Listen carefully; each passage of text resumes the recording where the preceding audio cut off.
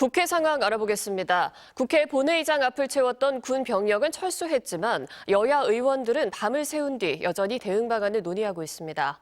여야 각 당 움직임 자세히 살펴보겠습니다. 손한혜 기자, 국회 내부 상황이 어떻습니까?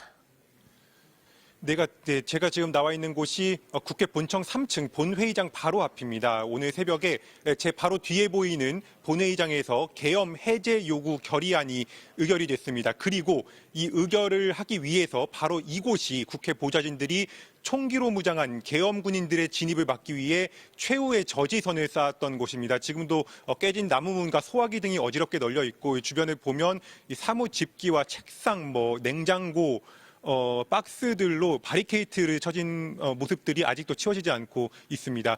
여야 의원들은 각각 정당별로 회의실에서 밤을 새다시피 대응 방안에 대한 논의를 지금도 이어가고 있습니다. 더불어민주당은 이른 아침 윤 대통령의 퇴진을 요구하는 결의안을 발표했습니다. 윤 대통령의 비상계엄 선포는 그 어떤 선포 요건에도 해당되지 않아 명백한 헌법 위반이고 이는 엄중한 내란 행위이자 완벽한 탄핵 사유라고 밝혔습니다. 민주당 의원총회에서는 15명의 의원들이 비공개로 발언을 이어갔는데 대체로 탄핵을 좀 서두르자는 취지의 발언이 나온 걸로 취재가 됐습니다. 또 원내 지도부가 의원들에게 직접 탄핵 소추안 발의 계획을 설명한 것으로도 알려졌는데 이들이 설명한 발의 계획을 보면 오늘 탄핵 소추안을 발의하고 내일 본회의에 보고한 뒤 24시간이 지난 모레, 그러니까 금요일에 탄핵안을 표결하는 안을 언급한 것으로 파악이 됐습니다. 잠시 뒤인 낮 12시부터는 국회 본청 앞에서 민주당 의원들과 보좌진, 지지자들이 다 모여서 비상 시국회의 대회가 열릴 예정이어서 이곳에 긴장감이 높아지고 있습니다.